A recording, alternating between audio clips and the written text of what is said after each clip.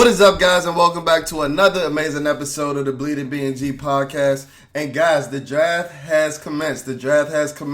So guys, this is going to be a quick episode where we give you guys instant reaction to Washington actually selecting wide receiver Jahan Dotson with the 16th pick in the 2022 NFL draft. And yes, I did say the 16th pick. So as we've been talking about in episodes leading up and everything, Washington was set to have the 11th overall pick. But I know everybody in the trade back or in the Washington Commanders community from that trade back crowd, you guys got what you wanted.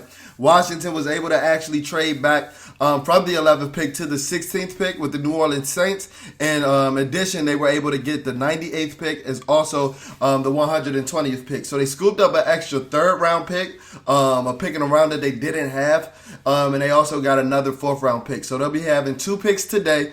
Today is actually Friday, April 29th. It's about 3 p.m. So they have two picks today in the second and third round. But first, we need to touch on this first-round selection of wide receiver Jahan Dotson out of Penn State.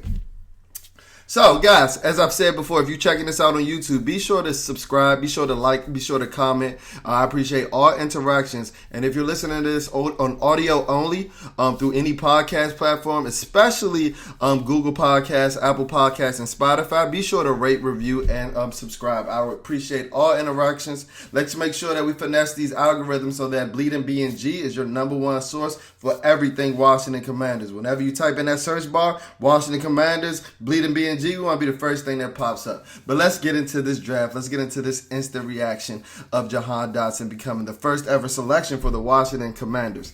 And like I said, guys, this isn't going to be a long episode at all. We'll come back later in the week with a more of a draft weekend recap, where we'll recap picks from today, Saturday, along with the Jahan Dotson selection. But you know, the first round pick is the most important. So this is one I really wanted to give a short, quick, in-depth episode talking about, you know, my feelings and, you know, giving an instant reaction of what I think about the trade.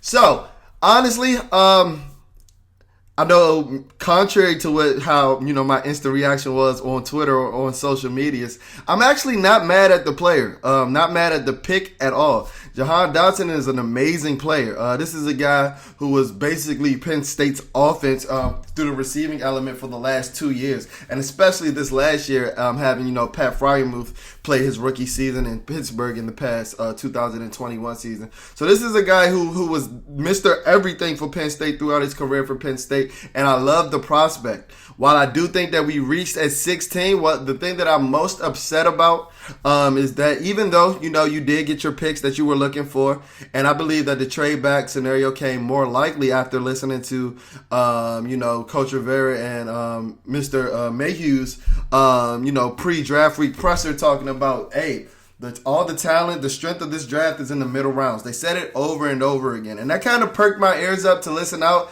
and to be on the lookout for anything, not necessarily a trade up, but it seemed like these guys want more picks. It seems like these guys know that they have holes on the roster that need to be filled. And it seems like these guys know that they have some guys on the roster already that they're going to be having to give the bag to coming up. So getting a lot of these guys on rookie deals or filling some of these gaps on rookie deals is essential.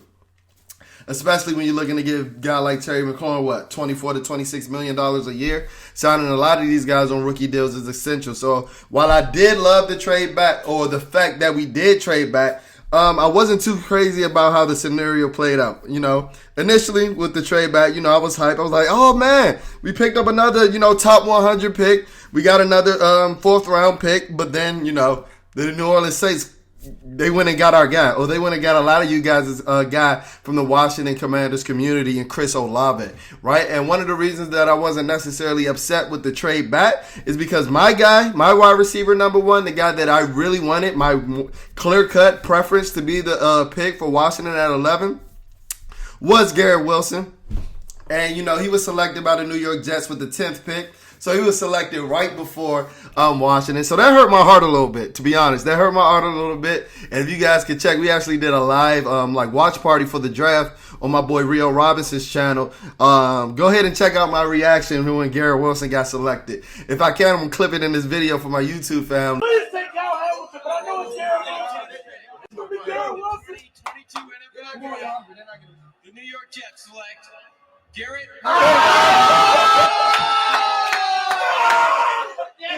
I just fell out on the floor because we were so close.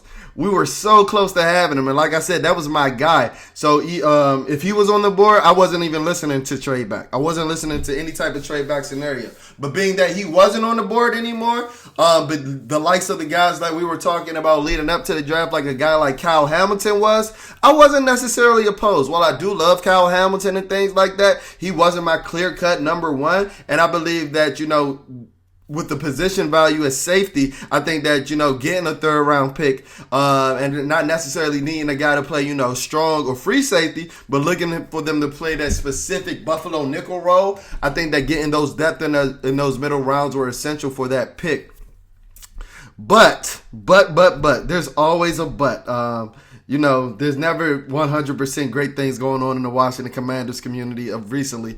I don't know if we planned for, the guys that went off of the scenario to play out the way it did. While trading back sounds nice and looks nice and is amazing in essence, when we believe, and we were told throughout the local media, so this leaves me with a lot of questions for those people as well, but we were told throughout the local media, like, it was Drake London and Chris Olave. Those were their guys. And when Drake London went off at 8, I kind of understood it. I got it. But it seems as if, they pissed down their legs when they realized, I don't know if Drake London was, their clear-cut number one guy, and as soon as he was off at 8, it was like, all right, we're moving back no matter what. But it seemed as if, they didn't even want Chris Olave. That's what this trade tells me, because there's no way you can tell me that you're going to make a trade with a team in the NFL and you don't know who they're selecting. Unless you don't know who they're selecting, even if that's the guy that you want. You do the due diligence just in case it's the guy that you want. And all the local media was telling us, we're so infatuated. And it wasn't just the local media. I'm not going to put it on them. Coach Rivera and, the front office was giving good smoke as well. Having our wide receiver coach and Coach Rivera hanging out with Chris Olave at the pro day, having him talk about Chris Olave in his interview he did at the combine, or when he was just simply watching film with Logan Paulson, he had a lot of people, myself included, believing that Chris Olave was their guy, and I wasn't necessarily the most excited about it because we're not the highest on Chris Olave, but we do think that he's a good prospect, and we think that he can be an instant contributor. We think that his ceiling is just a tad bit limited. So go back to our wide receiver rankings episode in reference to what I just talked about. But speaking of a limited ceiling, this is kind of like how I feel about Jahan Dotson, right? Jahan Dotson is an amazing player. This guy's 5'11", 178 pounds, and he catches everything. I know I've been quoted as saying that George Pickens has the best hands in the draft. Well, this guy, the stat shows and numbers never lie, that, he actually had the best hands in the entire draft. I think he had a 3% drop rate in his entire collegiate career, which is insane. Which is simply insane. A lot of people don't get that in 1 year. This is a guy that had it over the course of his entire time at Penn State. This is a guy that just simply does not drop balls. This is a guy that simply does not drop balls. And this is a guy who is, more athletic than, what these measurables may seem like. When you read off 4.43 and 36-inch vertical, those aren't bad numbers at all. But I think that he plays a tad bit faster, and with his body control and with his catch radius, that 36-inch vertical jump, while really, really good. I'm not knocking that and saying that was a scrub vertical jump by any means. He seems to play bigger at times, Moss, and bigger DBs. Just to look at what he did to Sean Wade all of 2020 when he faced against Ohio State. So I love the player.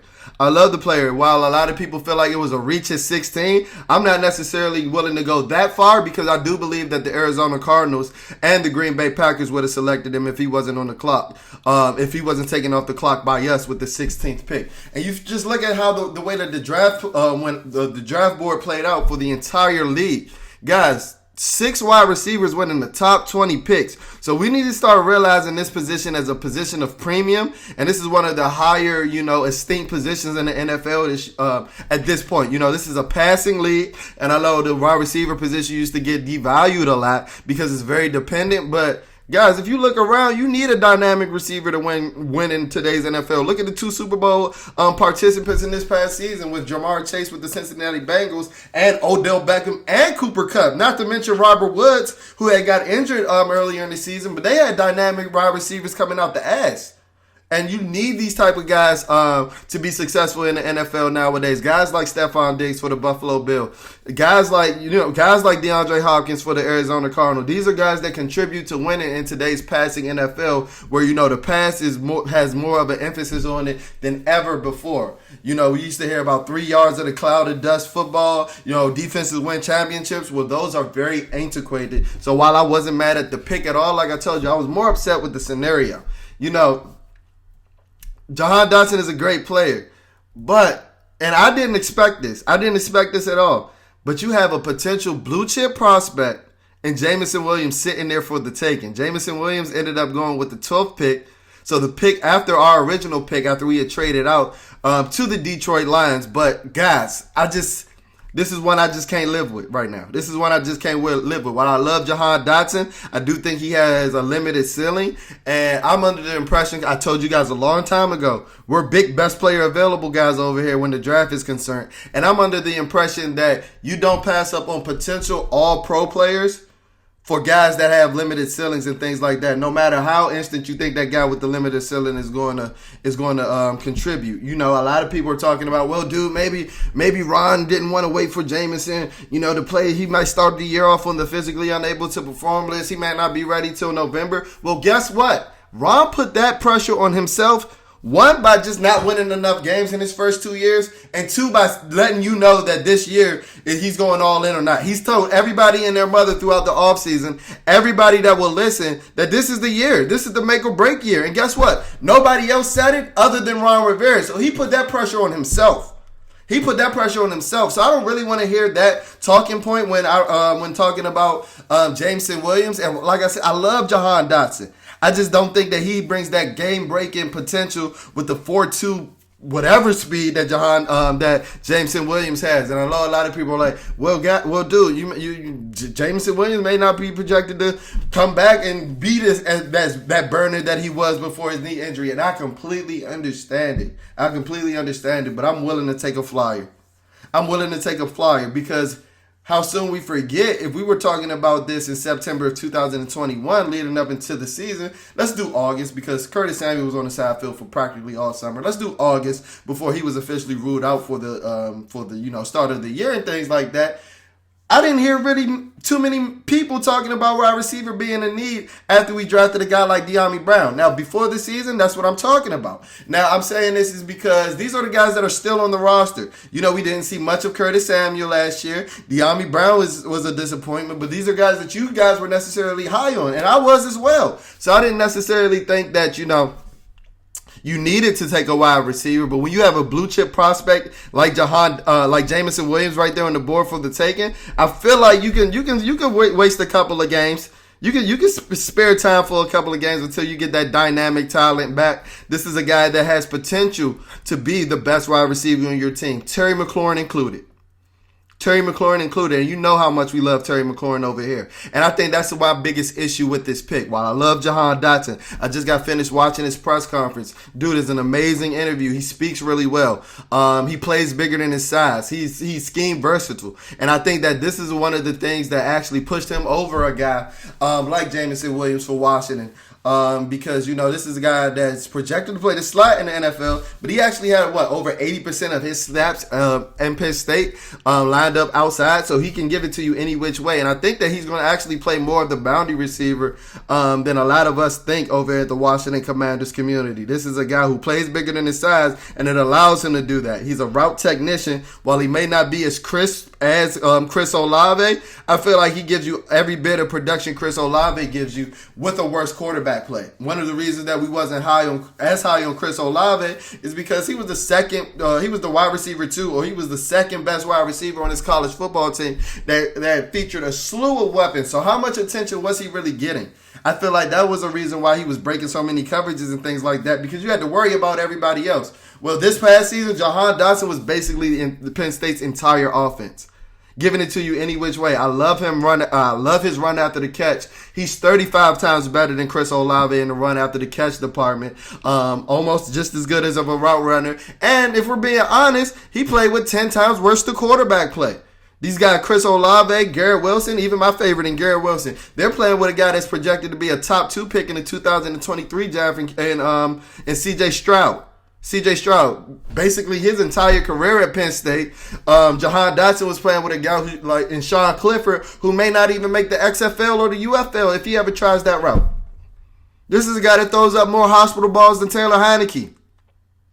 And just like Terry McLaurin does for the Washington football team at the time, or the Redskins at the time, but now the Commanders, Jahan Dotson made play after play after play, made his quarterback look good time after time after time, all over again. So like I said, guys, I am not upset at the pick. I'm just upset at the scenario that played out, because I honestly think that we thought that either Jameson Williams, Chris Olave, or Kyle Hamilton was still going to be there on the board at 16, so we were going to be able to trade back and get one of our guys, because we weren't necessarily linked to Jahan Dotson at all. And I know even after, our initial trade back, a lot of the local news reporters started to say, oh, well, they did have a private workout or a recent private workout with Treylon Burks. Like, why are you guys reporting that now after the trade, which is very weird, sitting on that information? Is it because you guys are afraid to be wrong? Yeah, I think so. But even that, they threw us another curveball. They were just chilling with Treylon Burks last week, and they selected another wide receiver that wasn't necessarily linked to him. And you can hear just in, Jahan Dotson's reaction in his pressers after the draft and then today. He was like, man, I was watching basketball. I didn't even expect to go around this time. So, yeah, it may be a reach. It may be a reach, but this is a guy that I feel like does fit Scott Turner's offense. While a lot of people say, yeah, he has that big body. When we were talking about Drake London, he's always had that Devin Funchess, Kelvin Benjamin type. Well, this offense, Scott Turner's offense, as well as his father's Noah Turner's offense, has always relied on guys being able to run after the catch. If you can remember early in Scott Turner's first year in 2020, Terry McLaurin led the league in run after the catch throughout the first 6 weeks. And this is a guy, Jahan Dotson, I think might be even better after the catch. Go look at his play against Penn State. I want to say in his 2019 season, this is a guy that caught a dig in the middle of the field, made one cut, hit the sidelines, and was gone. I honestly think that he plays faster than that 4.43 speed, and he's going to need to. He's going to need to. There are some physical limitations there, and this is the reason why I think that he'll never have the potential to be the wide receiver 1 on this roster. Just in terms of this roster, I don't think he'll ever supplant a guy like Terry McLaurin, like I think guys like Garrett Wilson, Jameson Williams, and even Drake London. I think that all those guys had the potential to do. So that's why I wasn't necessarily as high on a guy like Jahan Dotson, but this is not a bad pick at all. This is a guy he's a jitterbug in space. He's going to give you more explosion, more explosive plays than his predecessors and Adam Humphries and DeAndre Carter and things like that. And this is a guy that can even give you something in the punt return game, which we seem to not have right now. But a guy like DeAndre Carter signing over to the Los Angeles Chargers. So I'm very excited about this pick. While it wasn't necessarily my preference, and while I was bashing it at first, I had a night to sleep over it. And not even necessarily watching highlights, but seeing a lot of context, seeing how he carries himself in his press conference. Because I knew well about the player. I was at the Maryland game when he scored 3 touchdowns and had 240 yards. I saw that game live. So he was never necessarily a scrub with me.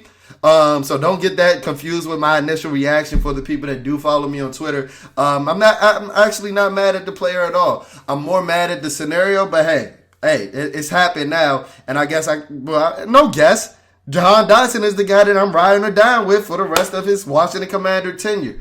Like I said, this is a guy that can play in the slot. This is a guy that can play on the outside. So with a guy with a similar skill set as Curtis Samuel that can do some of the same things in the slot and outside, this can provide a slew of matchup problems for this Scott Turner's offense, and can give Carson Wentz an easier time. Carson tends to struggle with his athleticism.